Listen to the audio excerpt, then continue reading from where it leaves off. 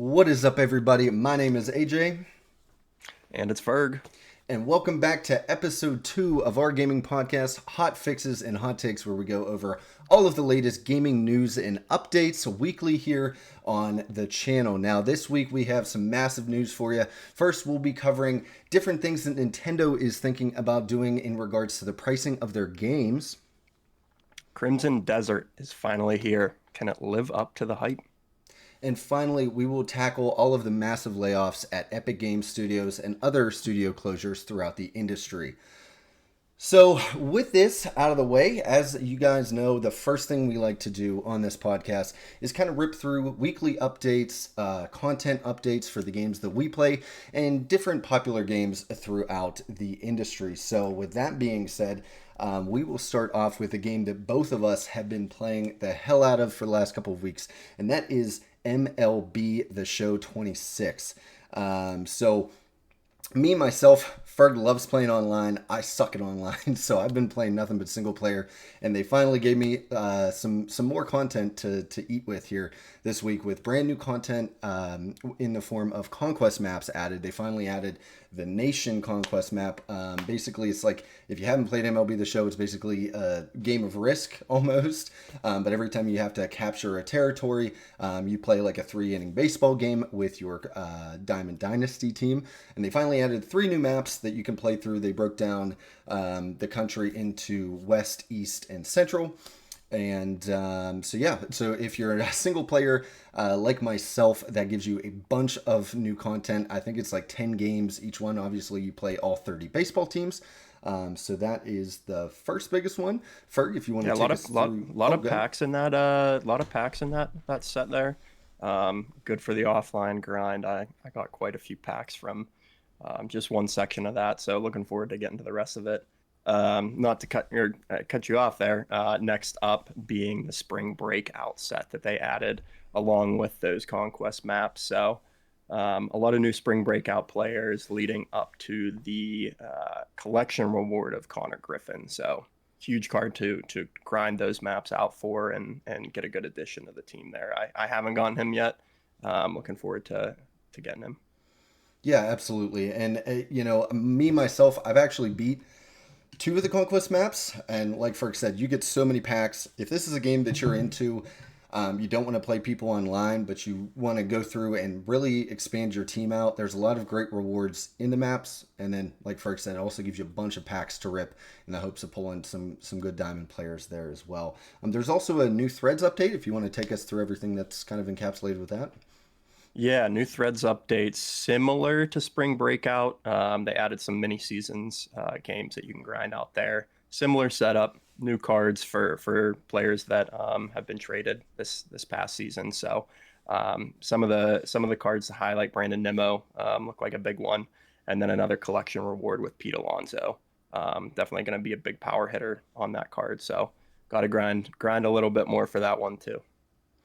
Yeah, yeah, absolutely. And finally, they also rolled out obviously some fixes. I think we talked about this last episode when we were kind of going over how the game was like. We did a mini review of it, and both of us had a bunch of issues with some lag, especially menu lag. To the point where you would, click on something in the menu and it would like take 10, 15, 20 seconds to kind of advance. They've also fixed some UI issues, well, not really issues, but like UI flows, wherein it just makes more sense now. Right before, if you would like collect a card, it would take you back like 4 different menus. If you would complete a specific challenge, they're called moments, in a specific like kind of like mini battle pass that they have, the different programs, instead of just bringing you back to that screen to do another one to advance further, it would like kick you back 3 different menus. So you'd have to click in. And again, with all of the lag of the menus back then, it took like 3 minutes just to get back to where you were, which should have been, immediate. So they fixed a lot of those issues. I will say, me personally, the game plays a lot better. The menus play significantly better. Have you noticed a big uptick in performance on your end? Oh no, not on the multiplayer end. Oh, A lot of disconnects. A lot of streamers are going through it right now. I think San Diego Studios has a lot of heat going at them right now. So hopefully they can fix the servers. I know it's been a problem every year, so it's a shame that it's still happening. But hopefully they'll get those fixed up quick and get the UI concerns addressed quick and kind of get back into gameplay fixes and card additions.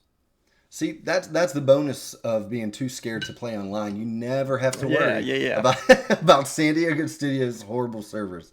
So yeah, that's pretty much wraps up MLB. As always, they're constantly adding new cards, new content to play through. You guys know how this goes. If you've played Madden, NHL, 2K, any of these games, right? It's pretty much a weekly thing. This will be a staple on the show for at least the next couple of months.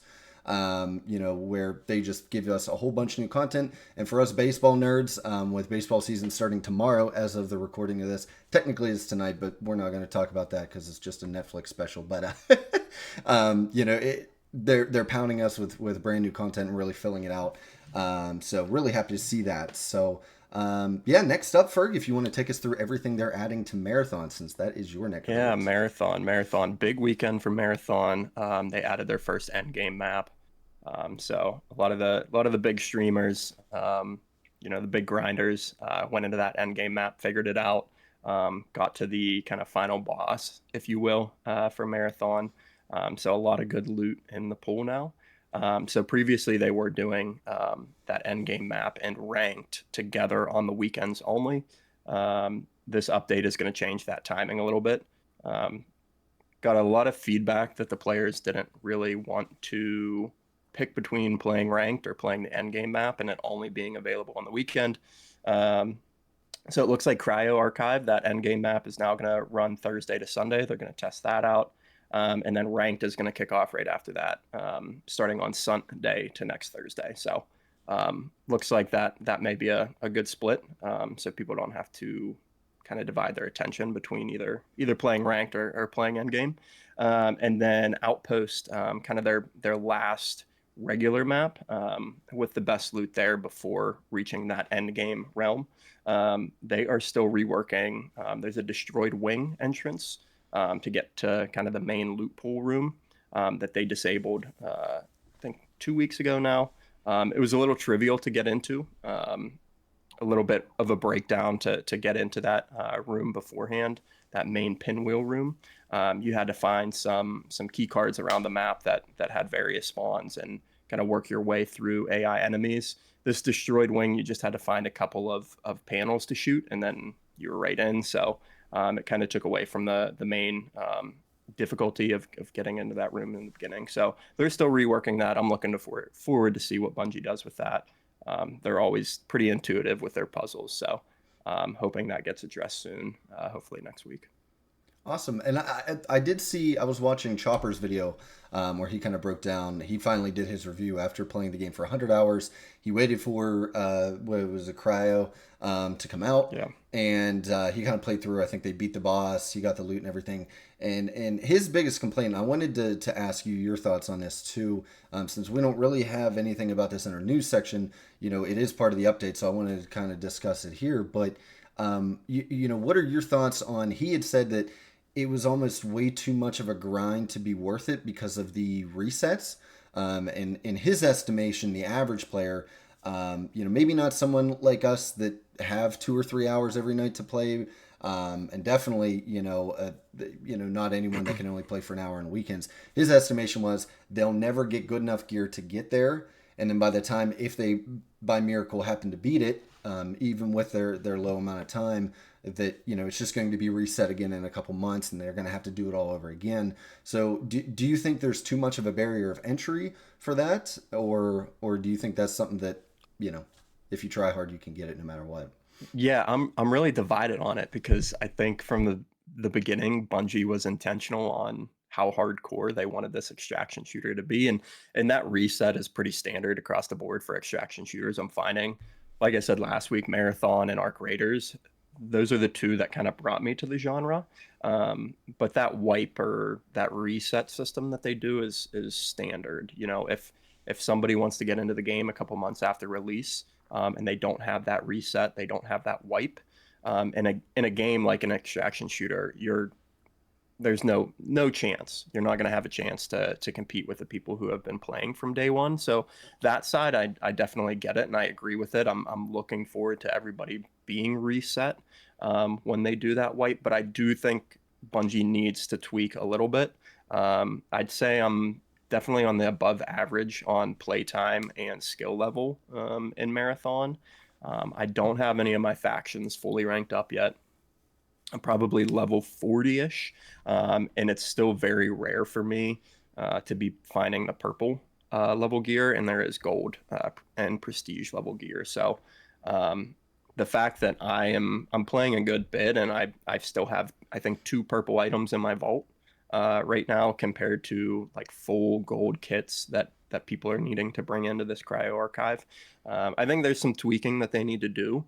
Um, but the reset or the wipe, I think, the dedicated fan base for this game expects it, and they're also going to look forward to resetting, being on the same ground as everybody else, and kind of getting that thrill of a chase for green and blue again, just because they're so flooded with purples and golds that green and blue don't really matter for them, whereas green and blue are still pretty important for a player like me. So that reset will get it back down to a ground level, but I think there's some minor tweaking that they may need to do with XP rates and faction progress to get everybody to that end game level before um, that wipe hits.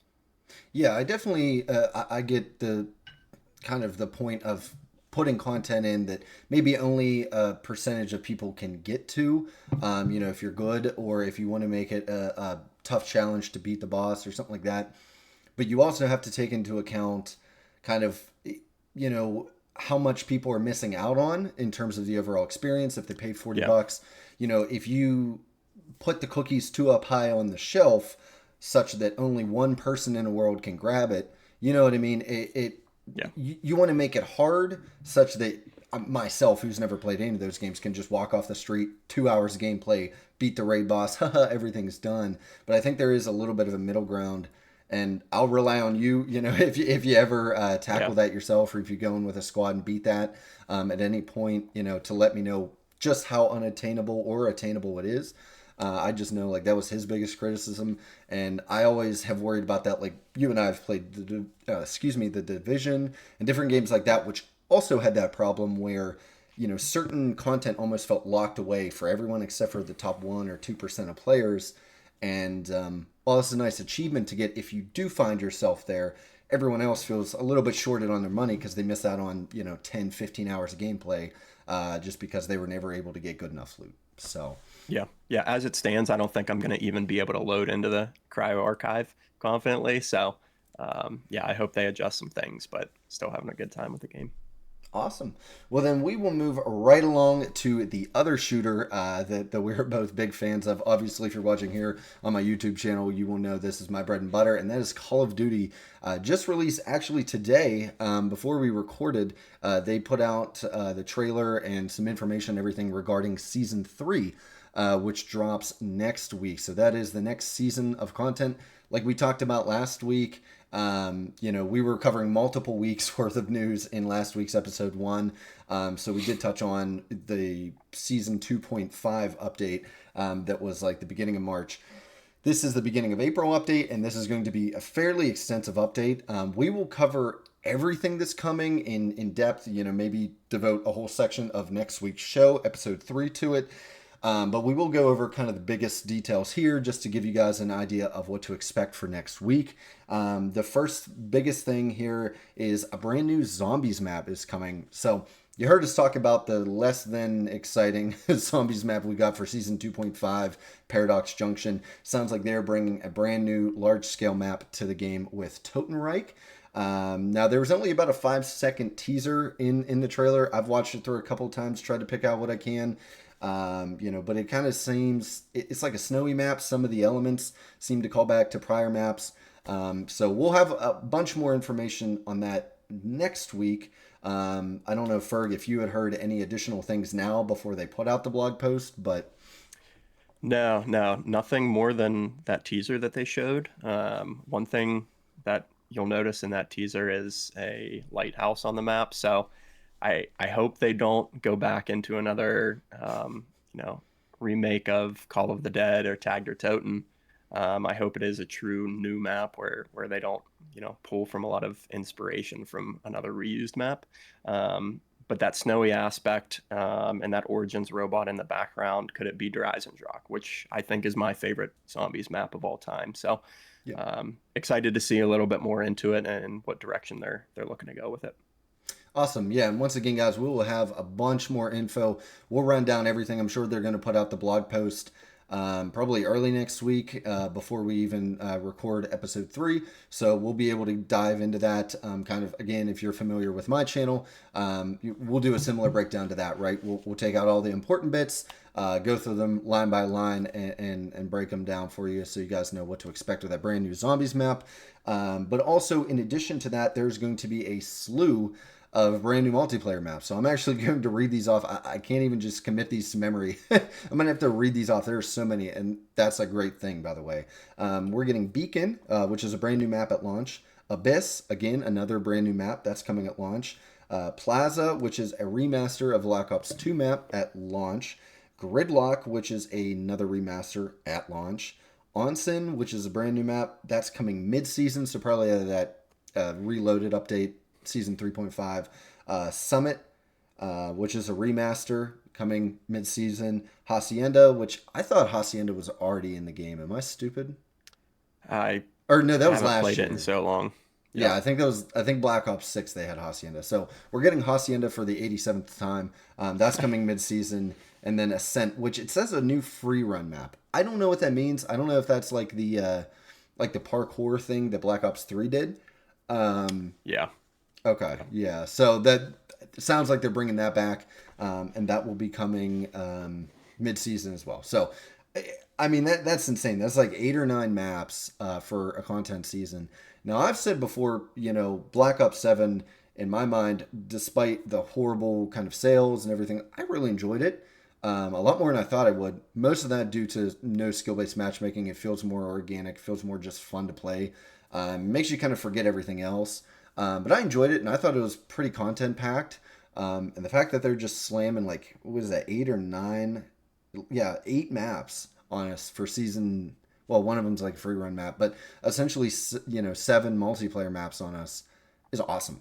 Even if some of them are just Yeah. half-hearted remasters. So Yeah. I'm surprised. I'm surprised given the sales. I figured this would be a, you know, new COD same year situation yeah. where after season 1 and 2 we'd get 1 or 2 maps and they would be working on the next game. So this is surprising for me. Definitely going to be something that we'll get into next week and I'm going to check out for sure.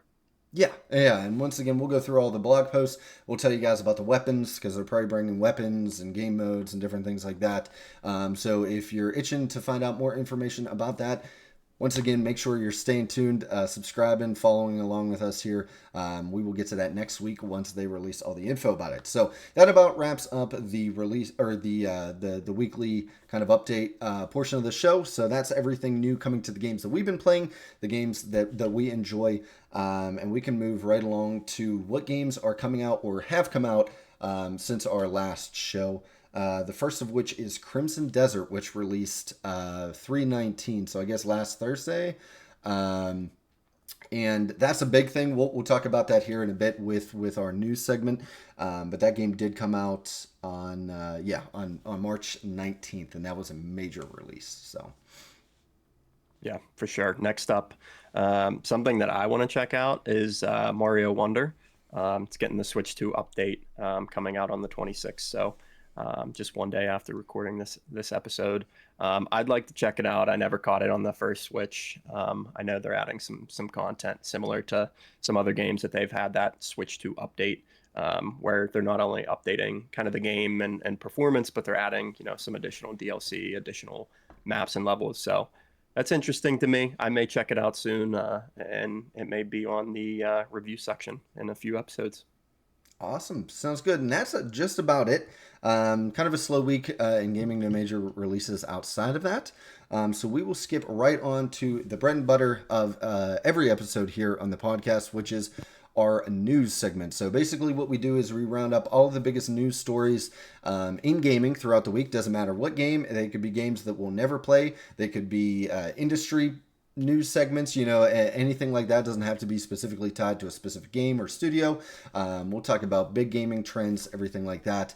And then just kind of give our thoughts on it, break it down, have some fun discussion. And we, as always, we'd love to know you guys' thoughts as well. So if we cover a topic that you maybe have some expertise in or you have some thoughts in, make sure to leave those thoughts down in the comments section below, whether you're watching on Spotify, YouTube, or other podcasting platforms, if comments are available. So first up, and we just alluded to it here a couple minutes ago, and that is the massive release of Crimson Desert. In my mind, one of the biggest releases, not necessarily for me, not something I was super looking forward to, but just a massive release for the industry as a whole. Again, that released last Thursday. And honestly, it kind of came out to lukewarm initial reviews. It seemed to be very divisive. Like either you loved the game and it was the greatest game that you've ever played, or you hated it, you played 20 minutes of it, and you didn't want anything to do with it. And that was just kind of the reception and launch. It is a very weird game. You know what I mean? I remember you and I talking about it, and I think we may have even alluded to it last week as well. It just like so hard to nail down what it is. I think it's trying so many things. It was confusing to me, at least. I don't know, how you thought about it prior to release, but Yeah, I didn't follow this one as closely as I originally planned to or wanted to, but it felt like, every week or two a clip would come out and it would be a completely different system that they were showing off in the game. So it seemed like a very ambitious project, a very ambitious game. And like you said, initial reviews were pretty lukewarm. Right now on Metacritic, it's sitting at an 8.4 for user rating, so pretty well received um, after launch. But yeah, it's a decisive one for sure.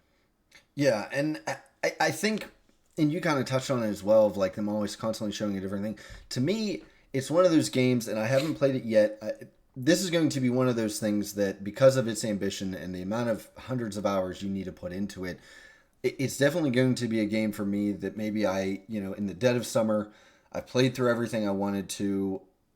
I just need something, to dump some time into. It does not seem like a game you could just play for an hour a week and just come back to it. Like, it seems like one of those games you have to memorize 807 different things. Yeah, yeah. And, And, and go ahead. go ahead. No, I was just going to say, like, that's great for content, but I wonder just how many of those systems are well baked versus kind of shallow. I know a lot of people have said the story isn't that great, and I feel like maybe that's one of the things that suffered when you try doing so many things. It's impossible to do all of them perfectly. Yeah, it seemed like a lot of the consistent reviews or comments that I was seeing is, you know, after the first 6 hours, the game really opens up, or after 10 plus hours, I'm starting to learn the initial systems, and it shows how many different things they're trying to do with it. And while I think that's very cool, if you do it right, I think, that can be overwhelming to the point where you just put the game down and never touch it again. And it's funny that you bring up, a Dead of the Summer game. This one to me feels like a Dead of the Winter game. Like, wait until winter hits again, wait until it goes on sale a little bit, and then try to rip through it on Christmas break. It seems like very Assassin's Creed esque, very Ubisoft esque. What you see is what you're going to get in terms of open world things. But I am interested to see how some of the additional systems that they have and have shown off kind of elevated above something like you would see in a Ubisoft game. So Yeah, it seems like one of those games you get lost in. I usually say that same thing about Skyrim. And as a matter of fact, that's why I haven't really gotten too far in Oblivion Remastered, despite me really enjoying the like 8 to 10 hours I've played of it. Just because those type of games, I feel like I have to throw my entire self into for a month or 2 month span. And to your point, right, like Christmas vacation or usually I take a week off around like Thanksgiving, and that's another like, it's cold outside, you don't want to be doing anything. Sit on your butt in front of your computer for 8 hours, 10 hours at a time, and just burn through a game like that. Because otherwise, if you get up to play another game, or you go out, have fun with your friends and play in the sun, you know what I mean? you're going to lose a lot of what the game brings. It's meant to be a game that you live in. So I think if you don't enjoy those type of games, this game will not be for you. I think even if you do enjoy those games, it's going to be a lot for you to handle. You got to kind of brace for impact. From everything that I've read, all the reviews I've watched. Again, neither of us have played it, so take all this with a grain of salt. It's just kind of going off of all the I've watched probably 5 or 10 reviews now, some gameplay of it and things like that. And one of the other things that I've seen that has personally kind of turned me off on wanting to try it until maybe some more updates have come out on it is the control scheme just sounds unbearable. And with a game with so many systems, that kind of makes sense because there's so many things that your character will need to do and interact with, and a controller only has so many buttons. And I one of my biggest complaints with World of Warcraft, and I'm probably going to catch a lot of flack for this, was like I felt like I needed 18 fingers on each hand to be able to use like all my skills and like all this stuff. Like I hated it. I hated it. It was not intuitive. That's not to say I just want to press like one key for the rest of my life. I'm not that terrible at games and that stupid, but like it gets to a point where it's almost overwhelming. And myself personally, I tend to get real tunnel vision and I forget about other systems. So I'll spend 20 minutes doing something, maybe a different, more brute force approach, and then just to remember, oh no, actually, remember this one thing you learned back in hour 2 of gameplay when you're on hour 148. This seems like one of those games, and they have, I guess, fixed a little bit of it, but I don't know about you, but that was one of the biggest turnoffs for me of like, oh god, like somebody said to run, you had to like mash the A button on the controller. That's not good. Yeah. Yeah, I think I'm kind of in the similar boat. Like those games are a little bit harder for me to want to jump into unless I know that there's nothing else out that I want to be playing or spending time with. Because like you said, you know, you can't switch off a game like that and remember the systems, remember the combos, remember all of the all the things that you can do, or you're going to get lost and not want to come back to it. So yeah, it's one that I think I'm going to hold off for a little bit, see what updates come if there are performance updates. Where I heard it is running very very well. It's extremely optimized for systems, which is great, especially for a game of that scale. But may want to wait for a couple more updates just to come through and maybe a sale to jump into it for sure. Yeah, and I will say, hats off to the developers. They have already pushed a massive update that kind of address community concerns. I think especially in the controls department, they've spruced up some things, made some things more intuitive, more easy, or at the very least more in line with current games, which is something I think at this day and age, like don't try to be quirky and unique with your controls. Just if everyone else in the industry is doing click in your thumbstick and hold up to run, click in your thumbstick, hold it up to run. Like, you're not copying Call of Duty or another game. You're just making it intuitive for everyone. So they've addressed some things like that. They've addressed some kind of performance and crashes and different things like that. And to me, that's amazing because the game hasn't even been out a week yet, right? Like the last time we were talking about the game wasn't even out yet. We're 1 week later into the next podcast episode. There's already been a massive update that, to be honest, has actually spiked Steam's ratings. So before, Steam was like I said, kind of mixed. People were either hating on it or loving it. And Steam, it jumped. I think it's like in the like mostly positive or overall positive now, such that a lot of people have gone in, changed their review, or have now left a positive review saying, okay, this is much better. This is much more like the game I expected to get. So if they keep supporting it that way, I don't think there's any big like live service plans, obviously, for a game like this. But if they keep smoothing off the rough edges, like you said, it might be something that I catch either in the dead of summer or come winter break, a game to just crash for 12 hours on a snowy Saturday morning, and stuff like that. So. But yeah, we'll definitely keep you guys posted on this podcast throughout the weeks as new content comes to that, everything like that. If you guys are enjoying Crimson Desert, we will definitely keep covering it as we see it evolve in front of us. Next off, some not so great news. Red Storm Entertainment faced a bunch of layoffs. And for those of you that don't know who Red Storm Entertainment was, like myself, they were an Ubisoft studio that I guess worked exclusively on the Tom Clancy series.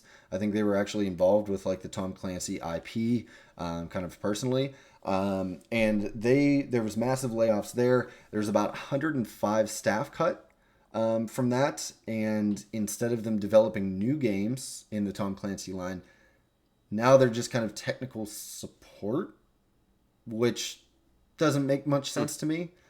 I don't Hmm. know how that works. Yeah, that's a strange one. That's a doesn't seem like a intuitive pivot there.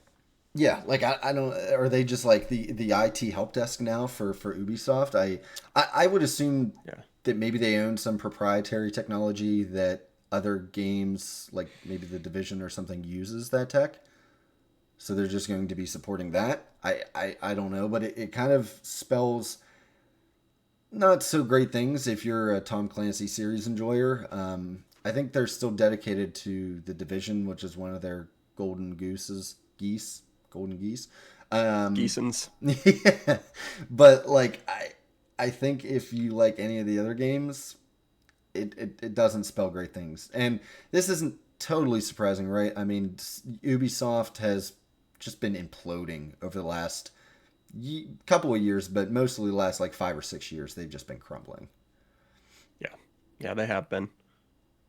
Yeah, and so I mean, we try to cover things like this all the time on the podcast, just because what it could mean for the industry as a whole, what it shows in terms of trends, and for this specifically, like I said, if you were expecting maybe like a new Rainbow Six game or something like that, I don't think they mentioned the in depth games that they worked on, um, but it just says here that they were a Tom Clancy studio.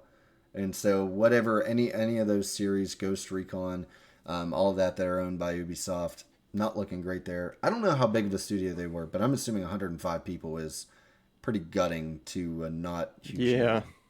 Yeah, I feel like wherever you're at, over 100 is kind of a big punch. So, um, sad to see. I haven't really played any of the Tom Clancy line of Rainbow Six Siege or Ghost Recon before, but I'm sure I know they have a good fan base with Siege. I mean, that game, I feel like that game has been around for 10, 15 years now, consistently getting updates. So hopefully it pans out well and the fans aren't affected too much by those layoffs. Yeah, and I would assume like Siege and the Division are kind of untouchable at Ubisoft, much like Assassin's Creed is, right? They've been hacking everything left, right, and center as they downsize, as they kind of crumble and fall as a company. But it seems that those franchises are seemingly untouchable, because they recognize the input or the revenue streams that those bring in, the amount of fans, stuff like that. So yeah, we'll have to see how that affects games at Ubisoft going forward. I would not be surprised if this doesn't happen at more subsidiary studios of Ubisoft going forward. We'll just have to see and monitor over the next coming months and years. Kind of in similar vein, and this is again one of the bigger news stories that broke, and it just broke yesterday, I believe, as of recording this video, and that is that Epic Games Studios laid off over 1,000 employees yesterday, and they've shut down several modes in Fortnite itself. Ferg, I don't know. Have you played any of the modes that they've? I don't know if either of us have booted up Fortnite in any reasonable amount of time. No, we haven't played, the main Fortnite in years at this point. I know kind of the bonus modes that are affected and shutting down. Rocket Racing, which you know standard racing mode. Ballistic, I'm not sure even what that mode was. And the festival battle stage, again, I'm not sure what that mode was either. I think it goes to show probably why they're shutting down, but those three modes are going to be shut down along with this layoff. So, I mean, 1,000 employees is massive. I mean, how many people work at Epic Games to be able to lay off 1,000 people and still have plans to keep the mainline mode going? Yeah, I thought that was kind of very surprising, and add to the fact that I think they laid off like 800 or 900. If it wasn't a few months ago, I think it was like last year sometime. So now this is getting close to 2,000 in not that long of a span of time, that they've just axed from their company. And I think the more striking thing for me, right? A lot of times whenever you hear of these studios or just companies in general laying folks off, they tend to skew towards the entry level positions, especially in game dev, or the lower rungs of the totem, just in terms of whoever's the easiest to let go. It seems like they let go of like critical talent. There was the one guy, I forget his name, but like all of the community was kind of lauding him for being one of those folks that jumped in, and I think he like single-handedly fixed a major glitch. Like he drove to the office. There was a story I read on Twitter. He drove to the office like in the middle of the night, and he was one of the only engineers that worked on like pushing the fix immediately. It was like a major exploit in the game. I don't play too much Fortnite, so I wasn't there firsthand for it, but so they weren't just axing interns that were like zhuzhing up a PowerPoint and for 8 hours a day. These were lead engineers, lead game designers, critical people Yeah. for Yeah. Fortnite, and that it just shocked me. Yeah, I was going to mention too, I saw a couple tweets of people with 10 plus and 15 plus years with the company being let go. I mean, that seems like if Epic Games wants to, keep Fortnite in its prime and keep it as popular as it once was, to me, those are probably not the people that you should be letting off. So I'm wondering, if I think with Fortnite, their marketing push has always been massive. They're always getting crazy IPs to bring into the game. I'm wondering if, you know, the money they've had to spend to bring that into Fortnite is starting to catch up with them, and they bit off a little bit more than they can chew. And these bonus modes just, made things worse, and kind of pushed talent in ways that they shouldn't have gone, or added talent when they didn't need to add talent to the company. So yeah, 10 plus and 15 plus years, people being laid off is very significant. Yeah, and you kind of touched on a huge point that I wanted to bring up too with all this, which is just how spread thin is Fortnite, man. I mean, it is essentially like Roblox. Like, it doesn't even have an identity anymore. I guess you could say the core of Fortnite is and probably always will be just the battle royale, right? That everyone made it popular. But like, I think the festival battle stage, or at least the festival itself, I think is like Guitar Hero or Rock Band is like the whole band. What does that have to do with battle royale game? There's racing. There's Lego Fortnite, which is basically just Minecraft but with a Lego IP collaboration. I went over a buddy's house last year during a party, and his wife was sitting there playing. I can't even tell you what she was playing. It was the most weird, like user created. It was almost like a mobile game, like a simulator, where like a tycoon type game, right?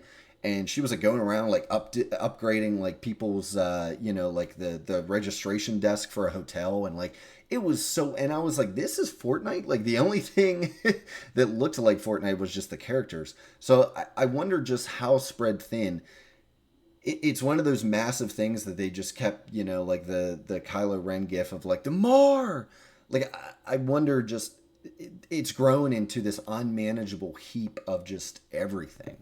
Yeah, yeah, for sure. I think you obviously have to innovate. You can't just be Fortnite OG for the rest of time and still continue to make money. Or maybe you could. I don't know.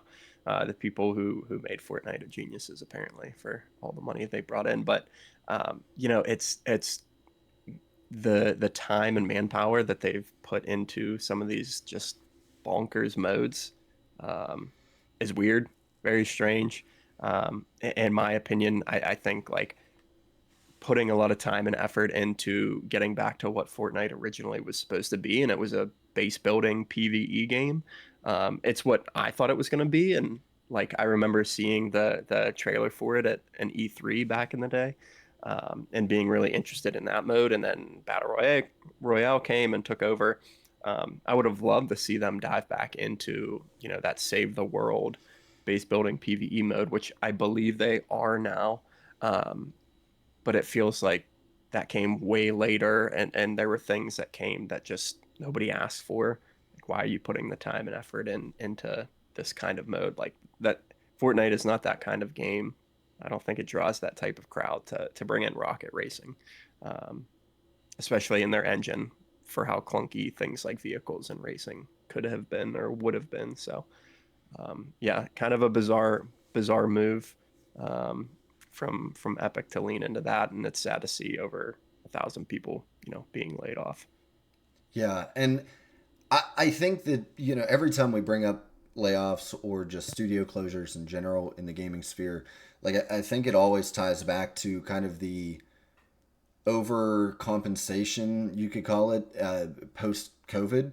Like there's definitely a gaming bubble there where there used to be so many people had infinite time to play games, or at least much more than they do now. Like I still had to work in office for a portion of like the second year of everything, and many people did. But like I still had a lot more free time because we didn't have the bar and we didn't have like pirate games and we didn't have so everyone had seemingly infinitely more time to play games. And I think that studio executives saw those numbers, and as always, line always has to go up, especially when you're a publicly traded company and you have investors that want their money back and then some. So they just, all these companies just packed on way too much talent. They tried developing way too many games. They tried monetizing the hell out of every single game that they did. And then you're left with, well, numbers are starting to go down. People are touching grass again. People have jobs again. People, whatever the case may be, they're not playing as much. It's not crashing in on itself so much as it's just going back to normal. And these game companies don't seem to know how to really cope with that. And I think that partially explains too Fortnite just trying to just explode out into everything. They had such success, such high numbers. They figured, screw it, we'll get even more players if we make a racing game and if we make Guitar Hero. And you spread yourself too thin, then you're going to have to pay the price later. So Yeah, yeah, so that, I mean, we'll kind of monitor that and see. To me, the biggest thing, like going forward, I would worry for them, in terms of this not being the last one to go, is kind of their attitude towards spending money and laying off workers. For example, there was a tweet that came out, a statement basically that Tim Sweeney had made, the CEO, or owner of Epic Games Studio, basically saying, we didn't we didn't fire based on like performance. We flooded the job market with 1,000 talented individuals. And that's just wrong on so many levels because one, you're going to disenfranchise everyone else at the company. If you say, hey, we didn't fire these people because they weren't doing their job or they sucked or they were low on a totem pole and they were expendable, and you're basically just admitting, we fired whoever we wanted. Who at the company is going to put in an honest day's work anymore? Because it's not going to matter. You're going to get fired either way. They're going to look at. yeah. That claim was just so bogus. Such a terrible attempt to look like a good guy in the midst of it. To me, it was such a cringy quote to read and see. Yeah, and like, what does that do for like, the people that don't have a paycheck now? That are like, how am I going to pay rent? Oh, well, he said that I'm a wealth of talent that's going to flood the market. Like, that doesn't Yeah, pay, thanks a lot. yeah, it's just such a like a I don't even know, like out of touch thing to say. I Kick guess is the me best way to while put it. I'm down. Yeah, Yeah, feeling. yeah, and like So I said, that disenfranchises. That's one of the things you got to take into account when you do things like this is how it's going to affect the rest of your workplace. And me, if I'm working at Epic Game Studios and I'm busting my rear end trying to get out updates, and I'm the guy that drove in at 3 a.m. to fix this crazy exploit, I ain't gonna do that anymore because that guy got fired. yeah, So exactly. yeah, and like you said, people were there 10, 15 years.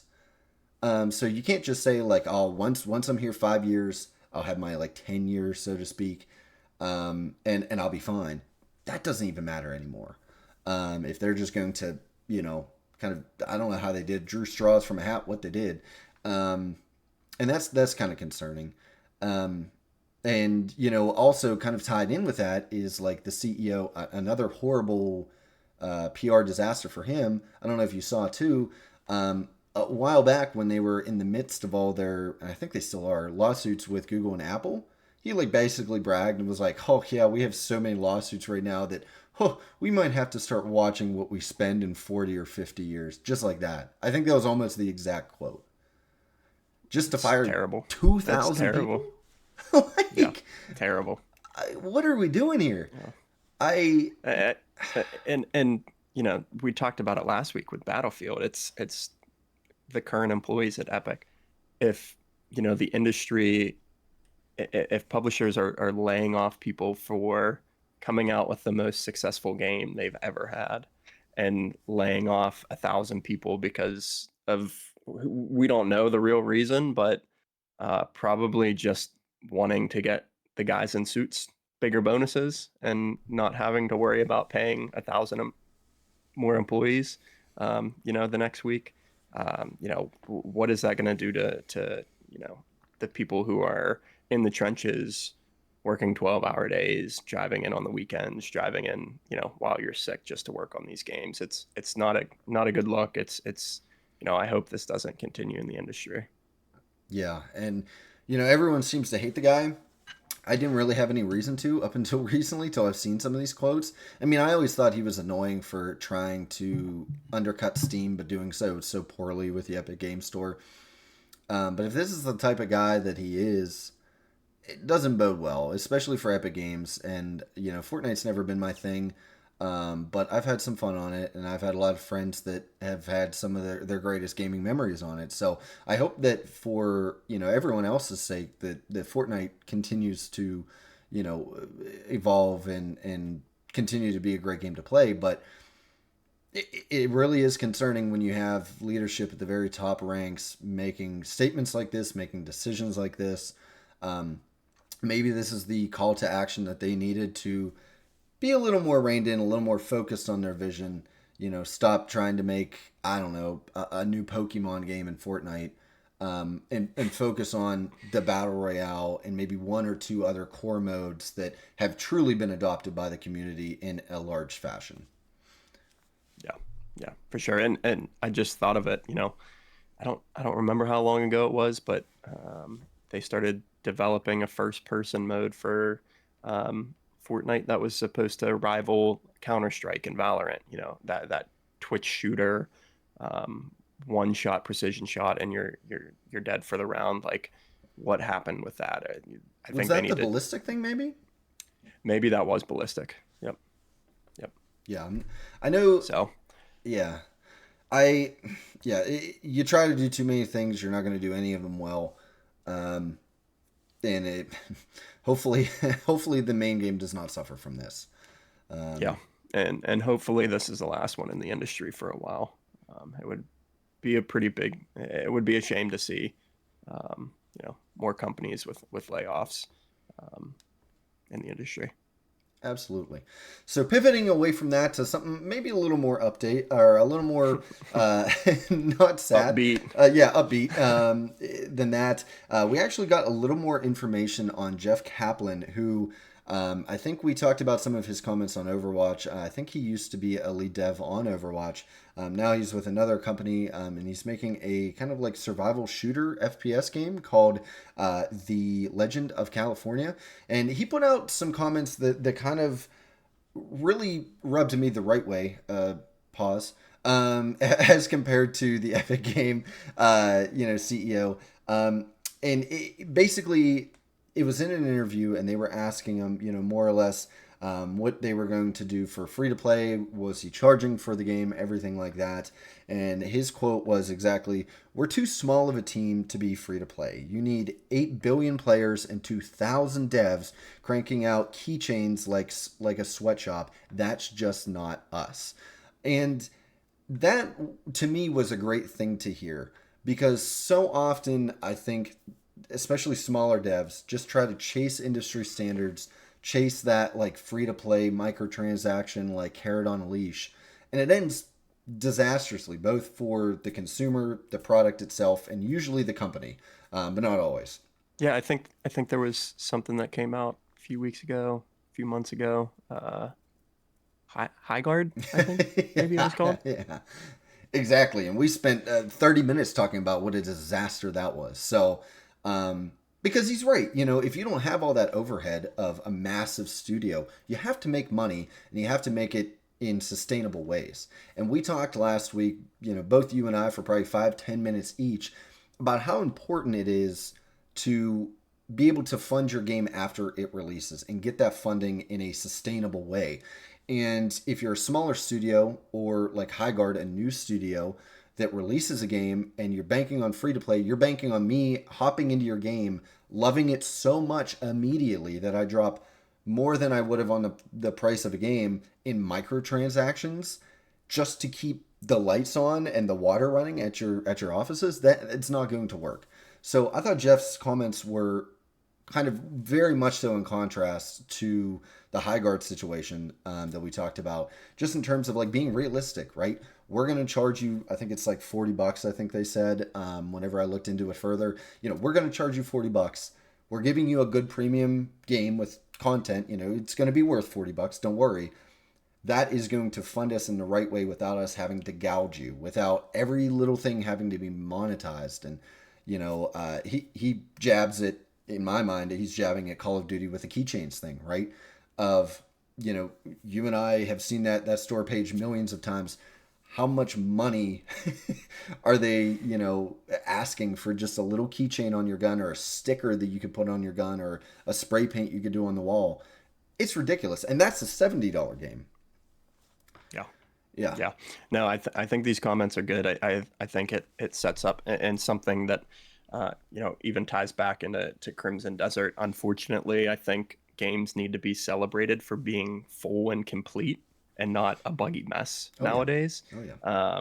So I think if you throw a comment out there like that, you're working, and the team is working towards putting out a complete game, putting out a game that is not going to crash your entire system on every boot up.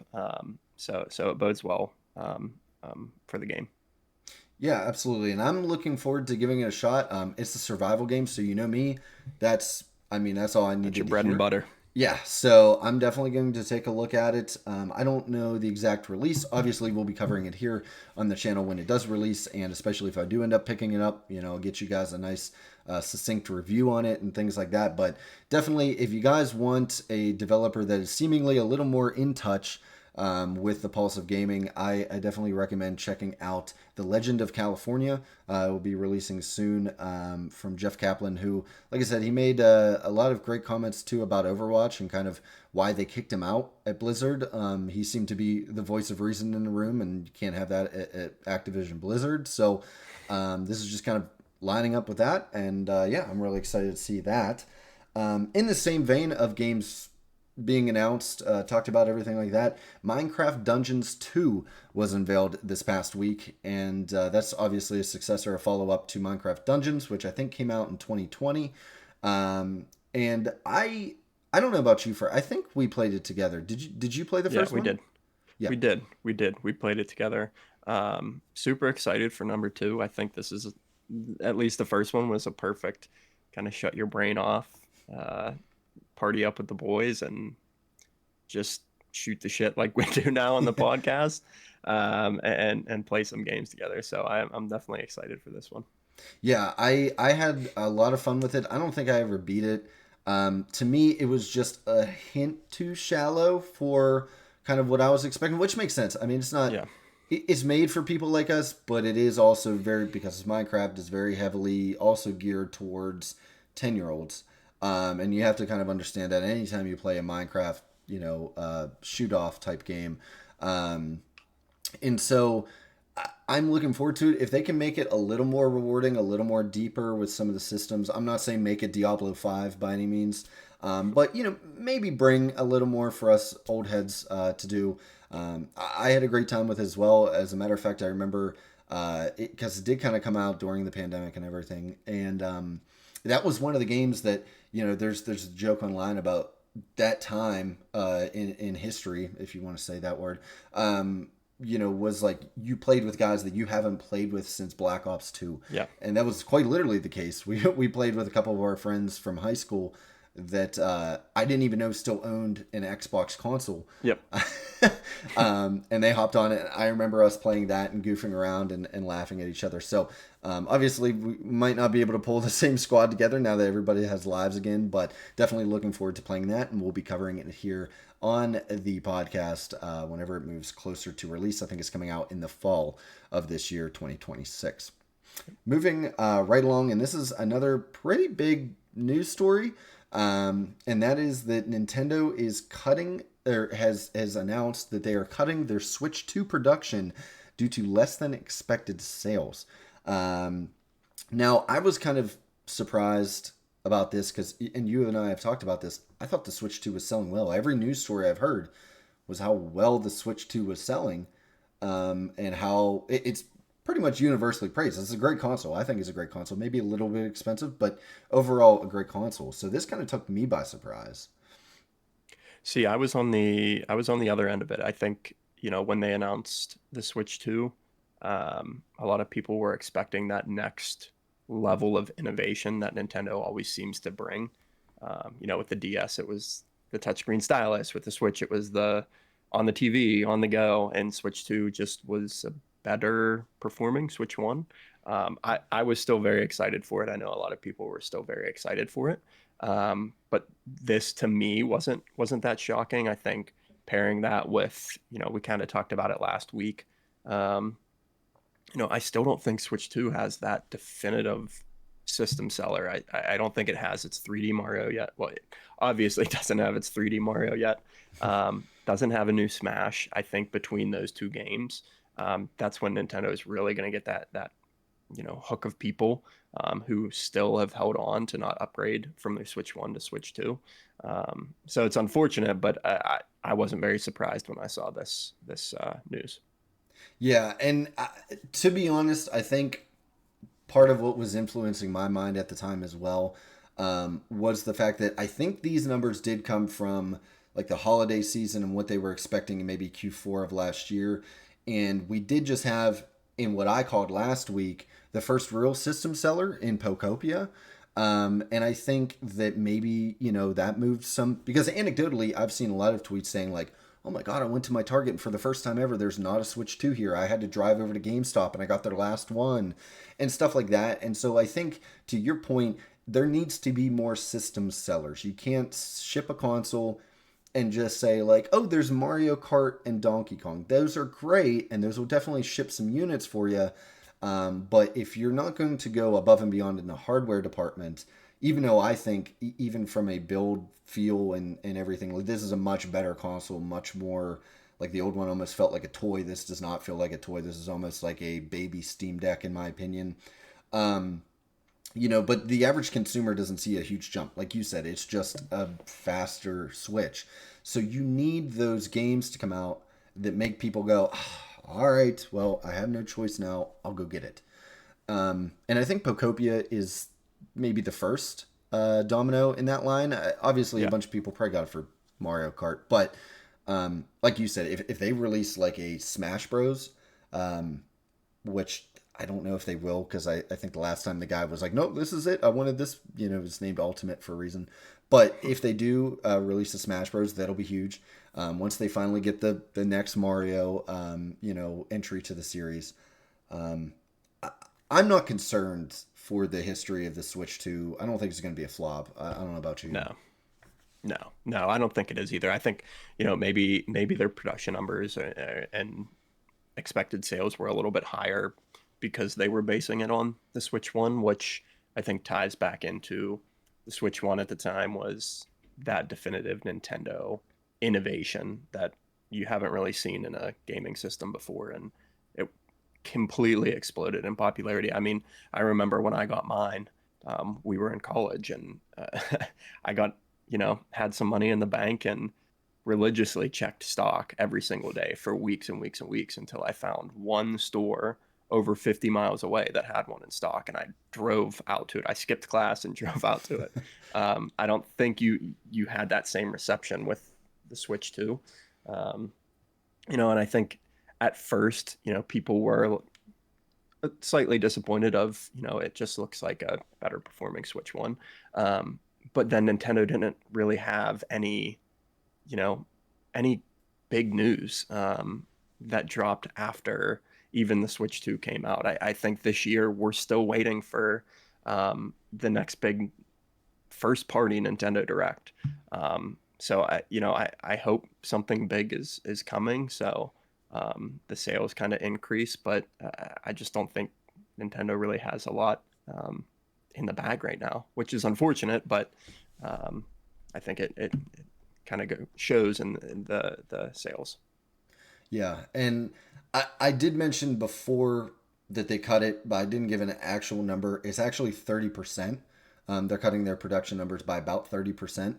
The last thing I wanted to add to this, and it was I kind of just thought of it. I didn't think of it when we made the outline of the script or anything for this episode, but I wonder how much of this is tied to RAM costs, because every other console, every other PC, because of the almighty wonderful AI push for data centers, RAM is through the roof.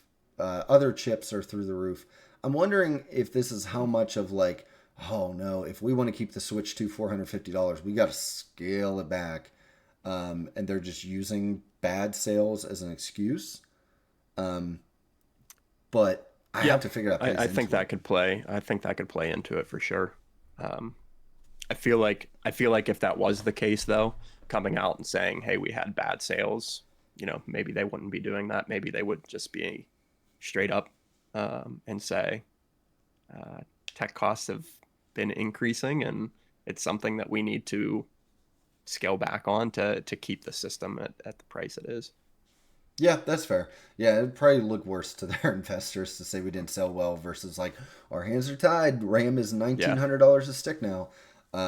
So that is possible. But yeah, I wonder if that'll throw into it, or at the very least, if just down the line it'll become a $500 console, and things of that nature. But we'll have to see how that goes. Um, the next story, and I just wanted to preface this just because we're getting into like Xbox news and things like that. Because of our recording schedule, we record the last 2 weeks we've done on a Wednesday night. Um, the Xbox partner showcase is actually tomorrow, on the 26th of March. So if you're watching this in a couple of days and you're wondering why they didn't talk about the showcases, because it hasn't happened yet. So we'll get to next that next week. week Yeah, I was gonna say we'll devote a we huge we section. Um, we did it on purpose just to get you to come back and listen to us again. Exactly. See, so you're gonna have to tune in next week. By which point it'll be old news, and you'll hate us for reporting on it. But we'll Yeah. we'll definitely get to it next week. So I just wanted to get that out there first, because I know inevitably that was going to be a question on some people's minds.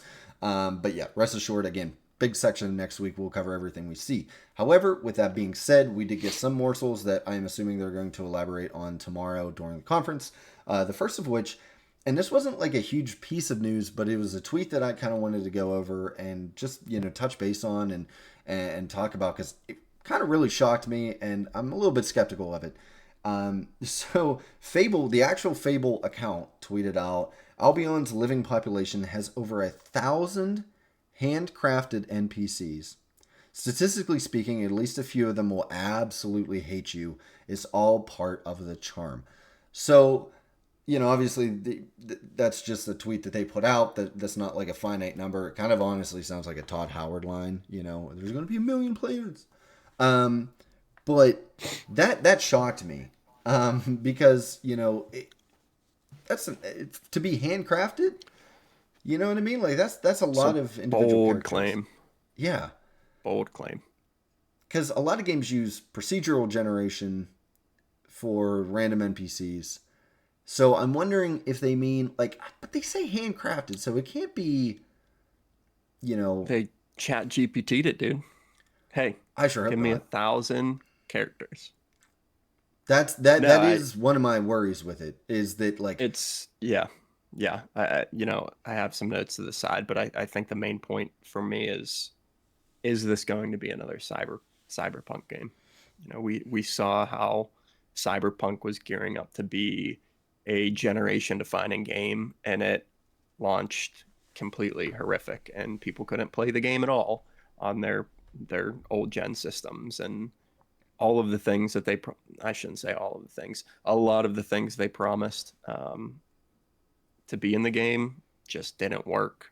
It was super shallow. So I'm hoping this isn't another cyberpunk situation. I feel like they've been working on Fable for my entire life. So I hope it comes out, and some of these big claims they hit the mark with it. Um, but yeah, it's a thousand handcrafted NPCs is a very bold claim. Yeah, so we'll have to see. And this was going to be something that I was thinking about diving a little deeper into this episode. However, since I've added this to the script and everything, obviously they come out and said we're going to have the developer showcase tomorrow on the 26th. So we'll hold off on this. We'll see if they get any more information. Maybe they back up those claims. Maybe they show us kind of their process to, kind of axe any skepticism that you or I may have. Or maybe add to it. Who knows? So yeah, we'll probably cover a little bit more on this if we have any more information on Fable next week. It's definitely a game that I'm looking forward to at least seeing, even if I don't get it right away. A game I'm very interested in maybe eventually playing and seeing how it pans out. So yeah, we'll hopefully have a little more on this next week. Keeping with the Xbox stuff. Actually, some good news. Again, we don't want to be all doom and gloom here on the podcast. And it's kind of cautious optimism. But a tweet came out by Charlie Intel, who mainly does COD, news and leaks and rumors and stuff like that. But they R.I.P. also, yeah. Activision struck him down. Yeah. Well, no. They didn't strike down Charlie Intel. They got Ghost of Hope. Yeah. So right. so Charlie Intel's still good.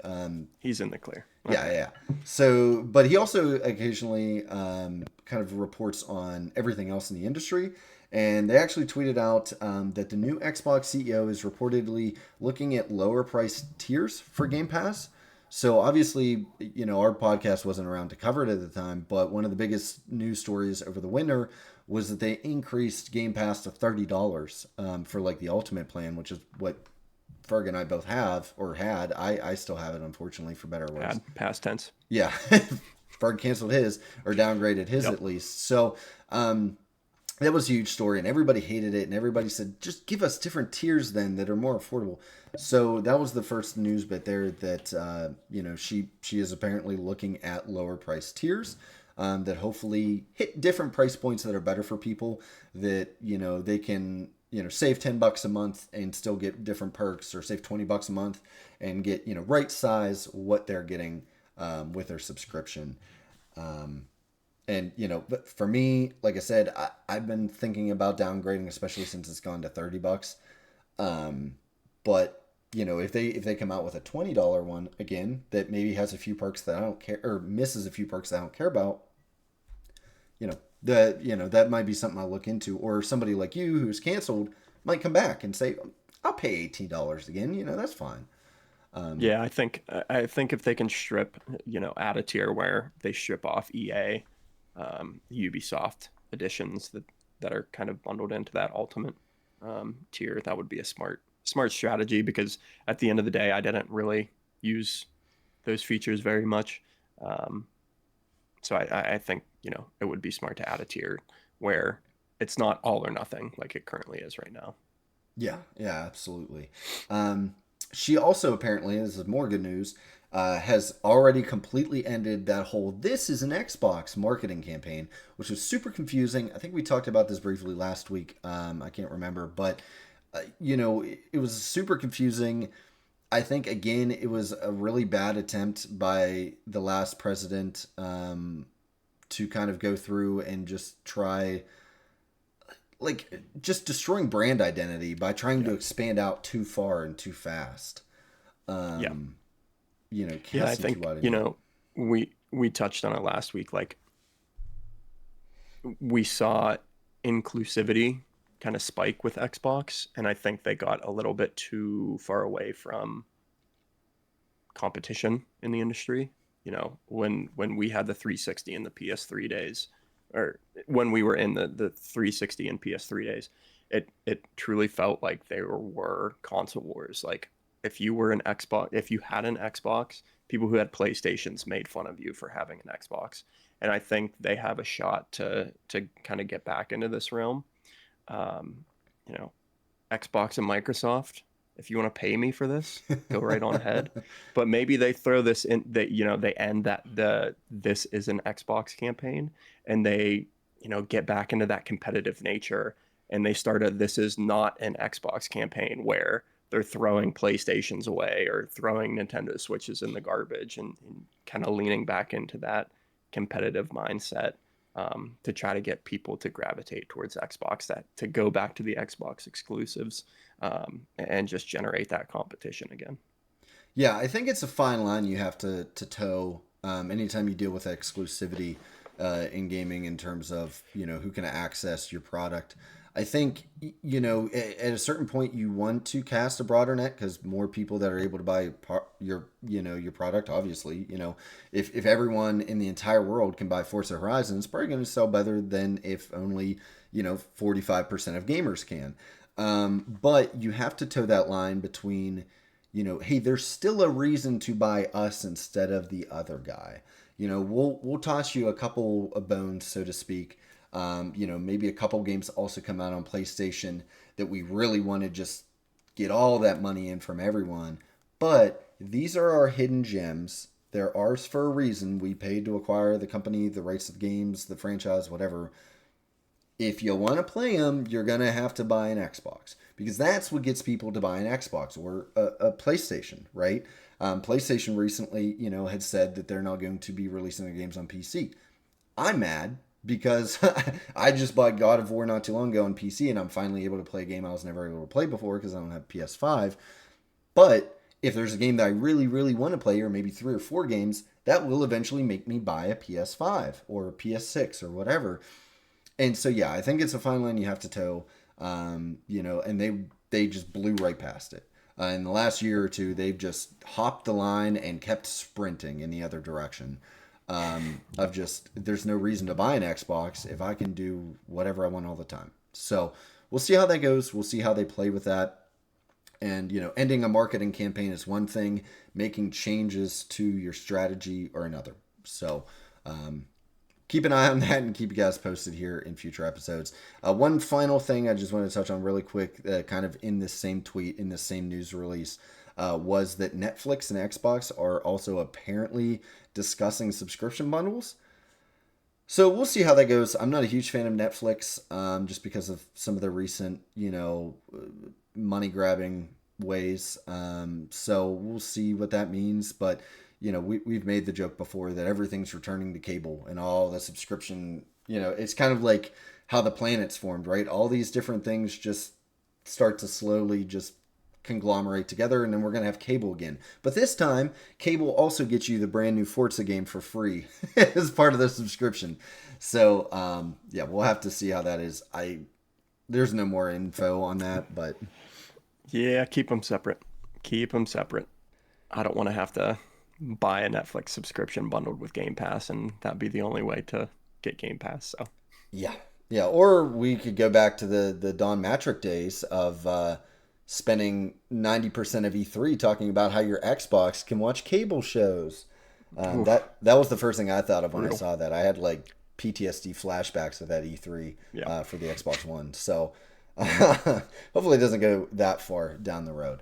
So moving right along, and this is something that I was going to cover, something that just kind of struck me as odd or not that great. So I don't know how many of you have seen it or plan on getting it, but Pokemon Champions was a game that's going to be coming out, I think, in the first or second week of April. I think it's April 8th.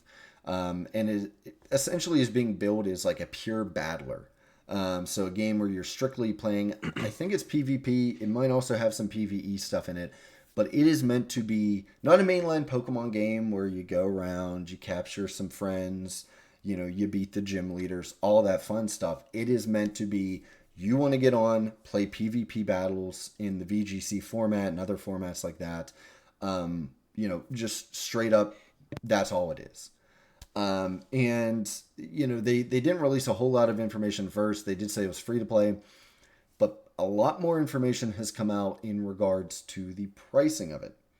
And that's something that today, I think it was today or yesterday, they put out some information that really rubbed me completely the wrong way. So I'm just going to read this off because even if you've never played a Pokemon game, you have no idea what Pokemon even is, you have no idea what this game is, these numbers will blow you away just if you've played a video game before. So, Even if you struggle to beat the second gym in Pokemon Fire Red. like somebody we know. Yikes. That's what you get for picking a fire type and going up against Misty. Uh, anyways, so Anyway, these numbers are. I just blew myself away again starting to read them before I started reading them alive. So, Centro Leaks, who is kind of like a leaking account and news account for Pokemon, tweeted out, "How much will you have to grind in Pokemon Champions to play for free? A lot." So it says to start off, you get 200 VP per battle, which is just an in-game currency. You know how that goes. So 200 per battle. Now it doesn't say here if you get more if you win, less if you lose. I'm assuming it's just you get 200 of this currency every time you battle. Okay. Now the costs to do various things in this game, and I'll provide context because I've done this in other games. I've done these processes in other games for free, mind you. 2,500 of this currency, which is 12 and a half games, to recruit a Pokemon. To recruit. Now, I've read up on it since, and that's to like permanently recruit them. So if you don't have them in a previous game, this game is kind of set up with the premise you already have these Pokemon pulled into your Pokemon Home, which is like a centralized like hub that you can pull in Pokemon from all the different games you've been playing. So the thought is obviously if you have Pokemon in there, use those. So this is by no means, compulsory. But let's say you get in there, you don't have a Charizard, you want to use Charizard in battle. It's going to take 12 and a half games worth of VP just to recruit him. Okay. Mega Stones, which are the means to Mega Evolve certain Pokemon, which is a crucial strategy in online battling, cost 2,000, so 10 games worth, just for one stone. Mind you, there's now 90 some Pokemon that can Mega Evolve since Legends EA came out. So if you don't already have those Mega Stones, good luck. 10 games each. And again, I'm not even sure if this 200 is you have to win to get to 200 or... So that could be 10 wins instead of just 10 games. Changing a Pokemon move, 250. So they couldn't even make it an even 200, so it's one game to one. So if you want to change a move, which again, right now in Pokemon, I know you're playing Fire Red and it's much harder in those old games, but nowadays you just go and literally from the menu, you're like, I wanted to have this move, and you change it in 0.3 seconds. That now costs 2 games minimum because you have to play one and then 50 points from your next game. Maximizing a Pokemon single stat, which you have to do in these video games, like the online battles. 330, again, 2 games minimum. And there's 6 stats. Oh, I'm gonna hate myself for not knowing that. There's 6 or 7 stats per Pokemon. You have 6 Pokemon on a team. God knows how many teams you have. Changing the nature, which changes how its stats are distributed. So you change the nature and it gets more attack stats or more HP stats and lower speed, stuff like that. 500, so 3 matches minimum. Changing an ability, which again, also super critical, can change the entire layout of your team and your strategy. 500 as well. So if you go in there and you don't already have a pre-built team that has the correct natures, the correct stat points, which are calculated weird in this game. They're not like old games, supposedly. It doesn't have the right nature, doesn't have the right ability, doesn't have this, you don't even have the Pokemon yet, God forbid. You're going to be playing 30 games for one Pokemon. Let alone 6, like I said, if you have 4 teams, because you got to swap them out. Yeah, from an outside looking in, I feel like this standard, this can set the standard for even worse distribution, like 2,500 points to recruit a Pokemon. What 12 and a half games, 12 games, or 12 battles, I should say.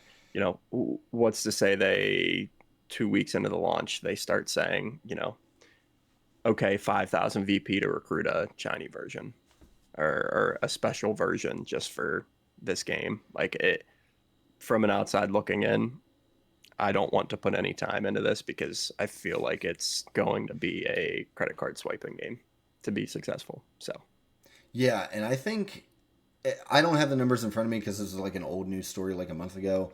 But there was also like the pay tier, like influences how many Pokemon you can have in the game at a time, like your storage, quote unquote, and it was pretty predatory, if I remember correctly. And I think it's like a monthly, like battle pass type system.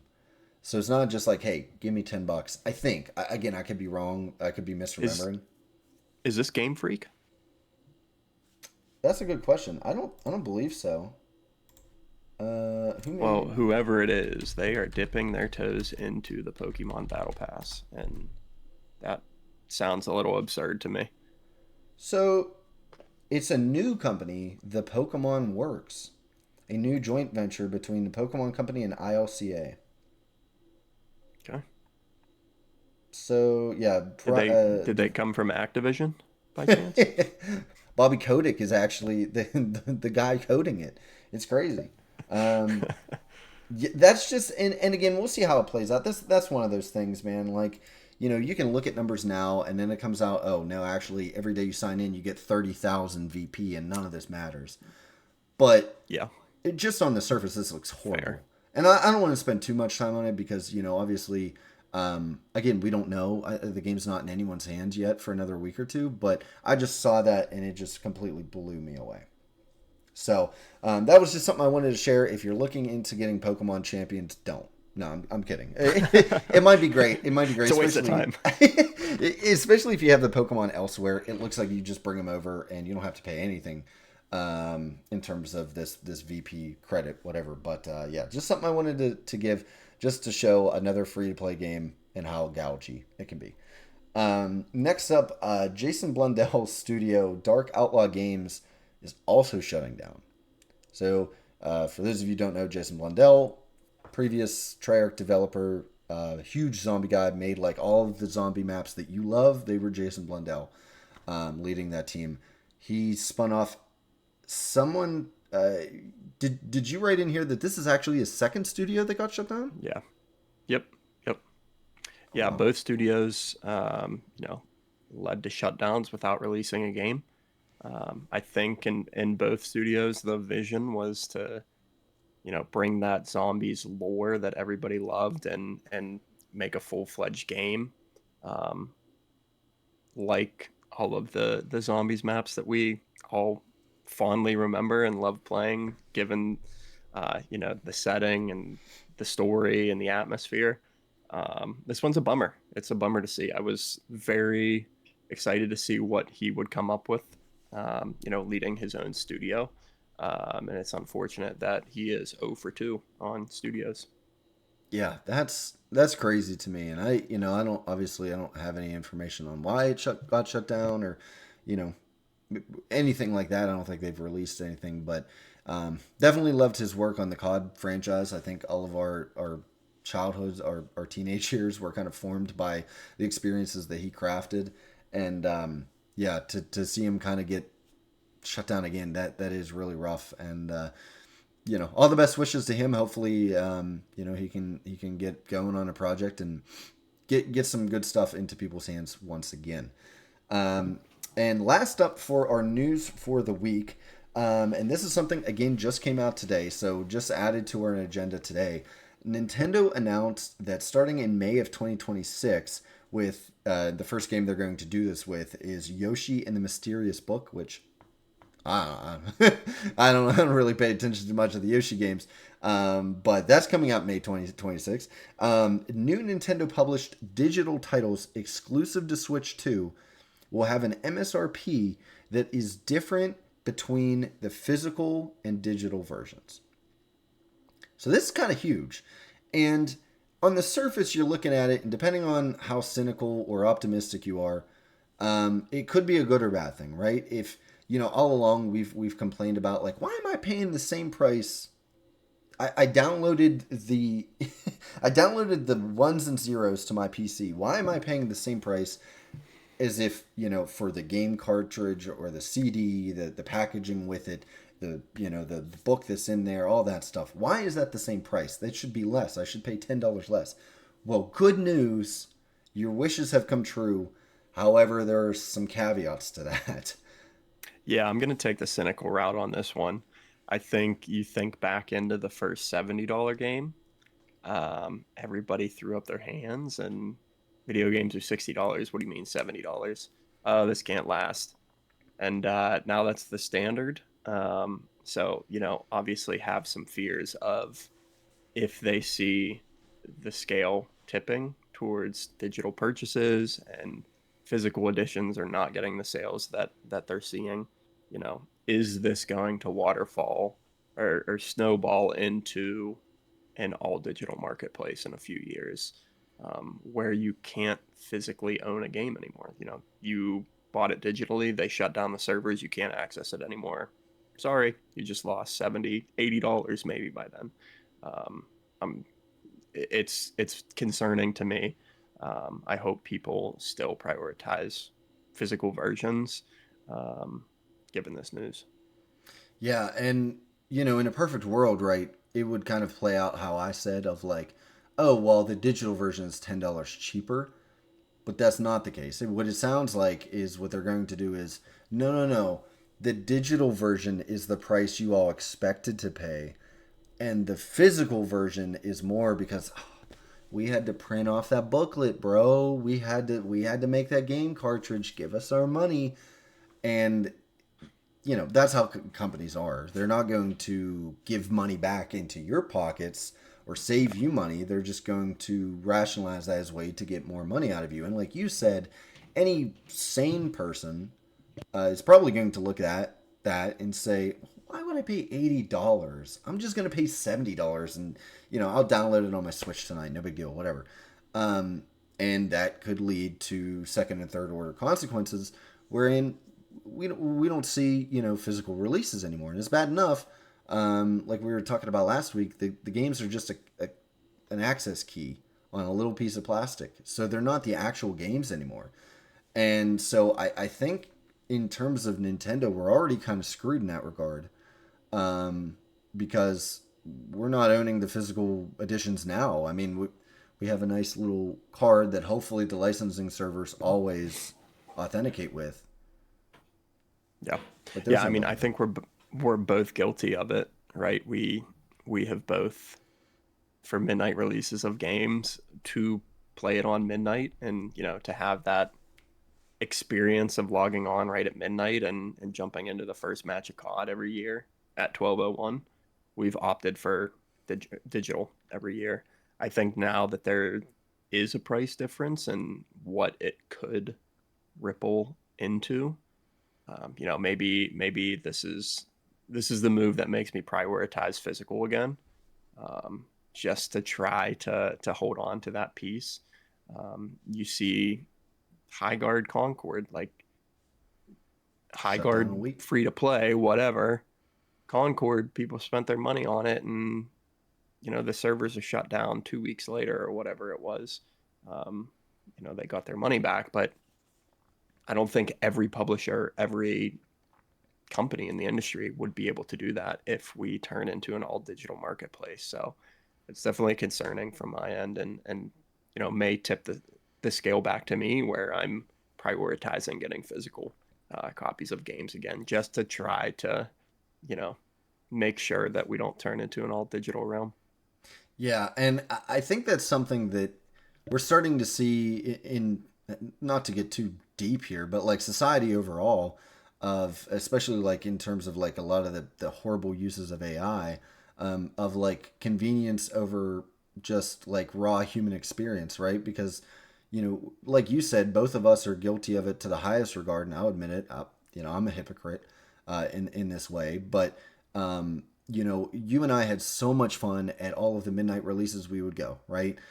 Even up, we when after college, after we graduated, we still went to. I think there was like two or three whenever we moved into our apartment that we went to as recent as 2019 and early 2020 before everything shit to bed. So it's one of those things that not so long ago we prioritized that, but like you said, the convenience, and don't get me wrong, it is so much more convenient.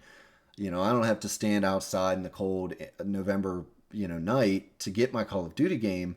I can sit here, with my can of Monster, and at the moment that clock strikes 12, you and I are in a team deathmatch lobby, and all is good with the world. The game was downloaded 2 weeks ago. I don't have to worry about nothing. But that convenience comes at the cost of human experience in terms of we won't laugh with anybody in line. This is going to make me cry, Jesus. We're not going to laugh with some guy in line or make friends or like I still remember, it's so stupid, but like I remember like the mozzarella sticks I got at Sonic right before we got like Modern Warfare 2019. So different things like that you don't get anymore. And if this happens for something like Nintendo, where, like you said, they price themselves out of people buying physical things, no one's going to have that fun story of walking into GameStop and, your dad letting you grab a game off the shelf because you're just going to be on your iPad or on your Switch and you go, this one, and you press A and it's on you're done. Super convenient, so much better from an objective standpoint, but you lose that piece of human experience, that kind of shared memories, and everything like that. And that sounds super deep and stupid to talk about in terms of games. They're just video games, but it is a huge thing. And we've lamented in the past about lack of midnight releases anymore and stuff like that. This could definitely erode that even further. So kind of doom Yeah, and yeah. gloom, but I hope it doesn't go to that length. I mean, like you mentioned, one of my favorite memories of middle and high school was MW2 midnight release. We there were people wrapped around the mall that we went to, people dressed up in full like army gear to the nine, and that's something that definitely kept me hooked into gaming.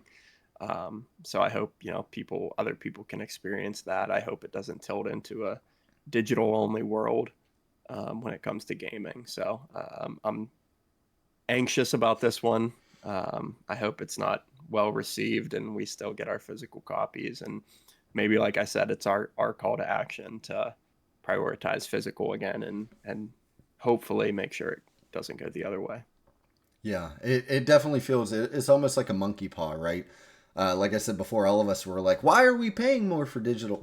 Well, the monkey paw has curled, and now we won't have physical games ever again. So that's fun.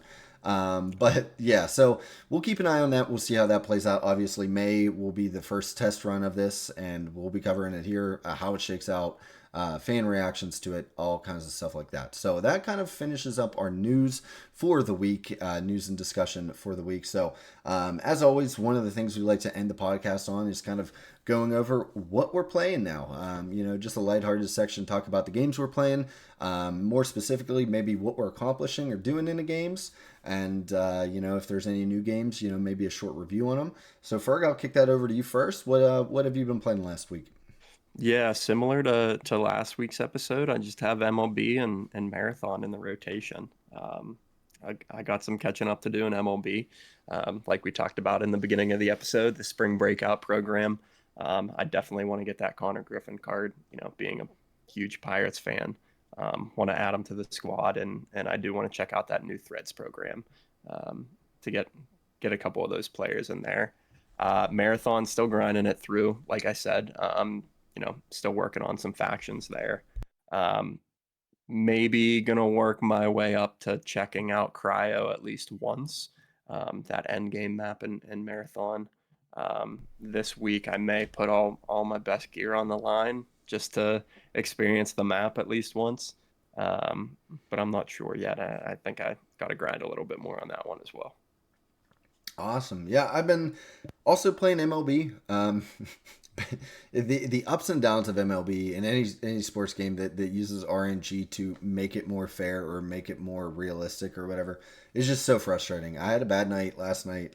I almost uninstalled it. I'm gonna be honest. But then 2 games later, I won 7-0 in 3 inning games. So it's just it's kind of that. It almost feels like Call of Duty. Like one of the biggest videos on my channel is talking about skill based matchmaking and that roller coaster that it puts you on to keep you playing. I feel like that's what I felt like last night. I felt like I got stomped in the skill based matchmaking lobbies. Not online, by the way. This is all offline games.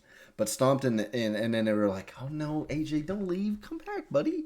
And then next thing I know, I like swung late on a pitch where the ball was like out of the PCI, and it was like a 490-foot home run. Like nonsensical. Yeah. So I've been playing a lot of that. Still playing a bunch of Pokopia. Still really, really enjoying that game. I said it last week, and I'll say it again now. This is definitely a forever game. And by that, I mean, this is going to be something that, maybe I put in another couple dozen hours into in the next couple weeks. And then maybe it gets put down for a while. But probably once a month or once every couple months, I dive headfirst in again for 20 30 hours. Much like Minecraft. Minecraft's been that way for me since 2010. But like definitely see it being one of those games. I haven't played Pokopia. I'll fire it up today, and then next thing you know, you put 20 hours in the last 2 weeks. So still really enjoying that. I did. Has it broke the top 5 yet? I don't think top 5. No. Wow. Okay. I would Okay. say I don't know, on the spot probably like top 20. Top But 20. Wow. Okay. yeah, I mean it's still growing. I mean maybe if I get 100 150 hours into it, if they release like a DLC, which I feel like they almost have to, different things like that. They've already added 3 Pokemon. They're adding another one in a couple weeks. So that'll kind of dictate my final thoughts on it. A lot of my top games have just such staying power, or they've impacted me over such a large period of time that they graduate to that top 5. So we'll see. No, that's fair. But yeah, enjoying the hell out of it. Chelsea's playing as well. She's still just totally engrossed in it, as am I. I did beat the game, so I rolled credits on it over the last week since our last episode. It was a really cool ending. So yeah, if you guys, still haven't played it yet, definitely get out there, get on it. It's a great game. You won't regret it.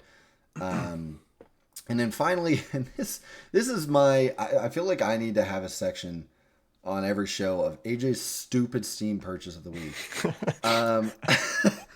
Like, and I never spend that much money. Like, it's always like, like under $15 usually, or under $20 definitely. But I got baited by an ad. I shouldn't say baited because I enjoyed it, but Ale and Tail Tavern, which is like a tavern innkeeper, type game. People come in, they ask for an order, you run around the kitchen and you slowly upgrade your tavern, and kind of like card shop TCG simulator. Yeah, in that vein of games, right? And it was like on sale for like $5 or like $4 or something. So I bought it. It's kind of fun. It's very wonky. It's very clearly like a Unity asset flip in some regards.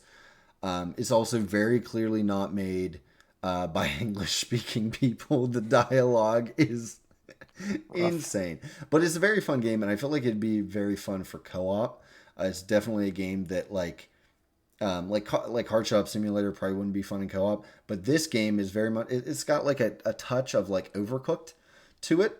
So it'd be very fun to be like, wait, did you start brewing the next batch of beer? Oh no, I was getting water, fun stuff like that. There is like a combat element. I haven't gone too far into it. But it is like AJ's stupid Steam purchase of the week. Yeah, I think we need to add that for sure. Oh God. My backlog on Steam. Your backlog. Yep. It's almost like somebody just, if Steam were an actual store and they had like a aisle of survival crafting games, it would just be like a video of me like just scraping the shelves into the cart and just racing down. That's basically what my Steam catalog looks like. It's just like I clicked on the survival crafting button on Steam and I just said, give me all of them. So, that is how I am. Like I said, I only played a little bit of it, but it's a fun little game. It seems to have pretty good reviews on Steam. Everybody enjoys playing it. Again, it's a $5. I think normally it's like $10 or $20, but it was on sale. So, but yeah, that's been about all I've played. So, yeah, I think that kind of wraps up Until next that one. week. Yeah, Until next week and the next Steam purchase. yeah. I open it every night. I ain't gonna lie to you. I open up the Steam store page every night, and usually once. Well, I would say stupid Steam purchase a month. It is about once a month I buy something stupid, but And mistakes were made.